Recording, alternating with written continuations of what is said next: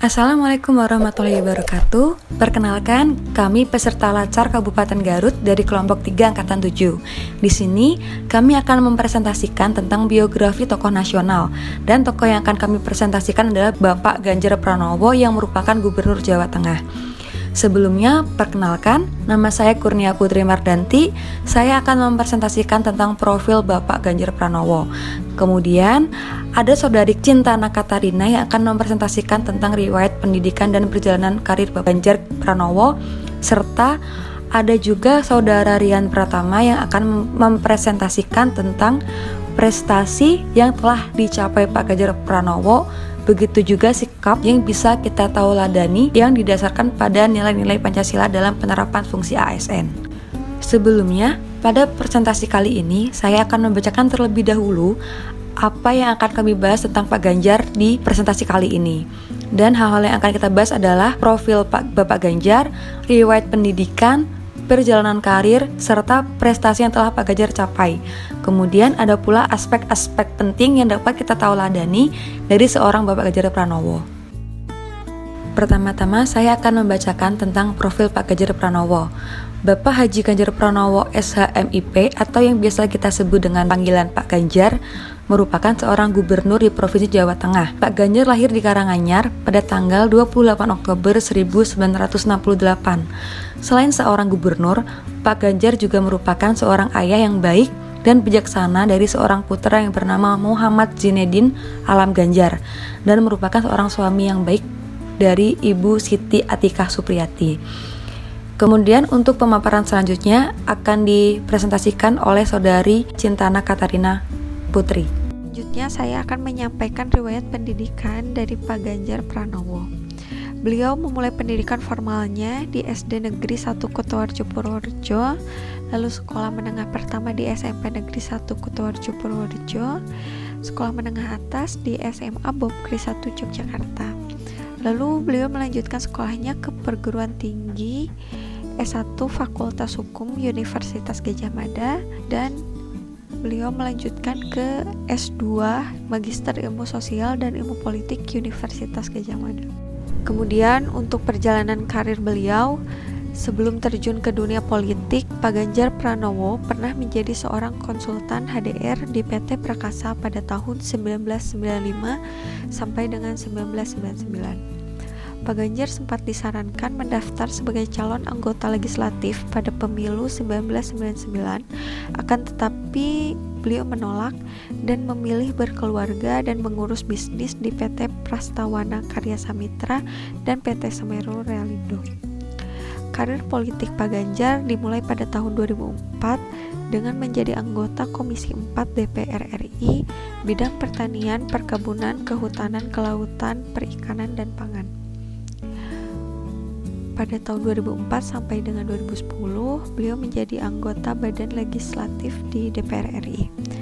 Pada tahun 2007 sampai 2009, beliau juga menjadi sekretaris satu fraksi PDIP DPR RI. Pada tahun yang sama, beliau juga menjadi ketua Pansus RUU tentang partai politik di DPR RI dan menjadi ketua Pansus tentang MPR, DPR, DPD, dan DPRD di DPR RI. Pada tahun 2009 sampai 2010, beliau menjadi anggota Pansus Angket Bank Senturi di DPR RI. Pada tahun yang sama juga beliau menjadi sekretaris fraksi PDIP MPR RI.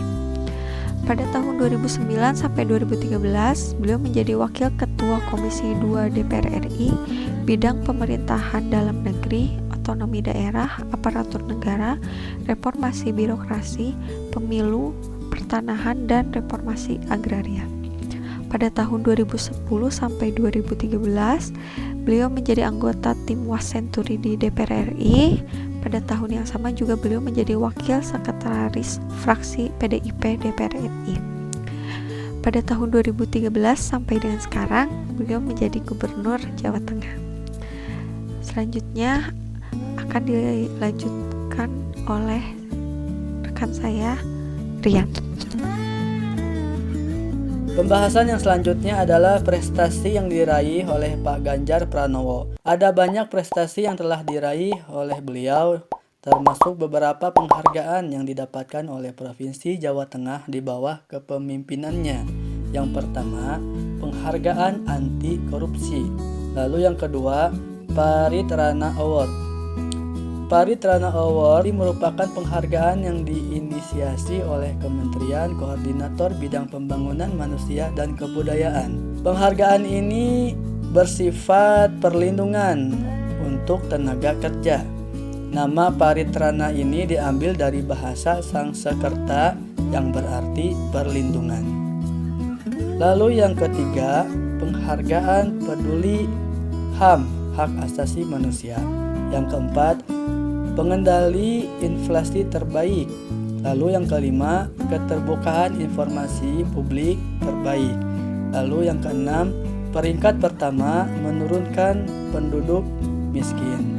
Lalu pembahasan selanjutnya yaitu mengenai tauladan. Sebagai ASN, kita harus bekerja sesuai dengan nilai-nilai Pancasila dalam penerapan fungsi ASN. Ada beberapa sikap yang dapat kita teladani dari sosok beliau.